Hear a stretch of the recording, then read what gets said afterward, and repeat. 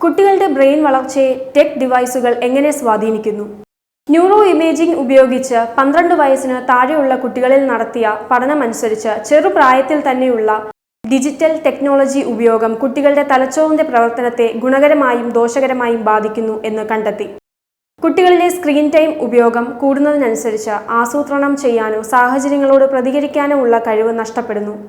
കൂടാതെ മെമ്മറി, കേൾവി, ഭാഷ എന്നിവയെ കൺട്രോൾ ചെയ്യാൻ സഹായിക്കുന്ന prefrontal cortex, parietal lobes, temporal lobe, ദൃശ്യവിവരങ്ങൾ വ്യാഖ്യാനിക്കാൻ നമ്മെ സഹായിക്കുന്ന ആൻസിപ്പിറ്റൽ ലോബ് എന്നിവയെയും ദോഷകരമായി ബാധിക്കുന്നു.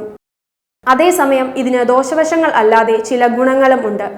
വീഡിയോ ഗെയിംസ് കളിക്കുന്ന കുട്ടികളിൽ screen thinking, working memory, problem solving ability എന്നിവ വർദ്ധിക്കുന്നതായി കണ്ടെത്തി.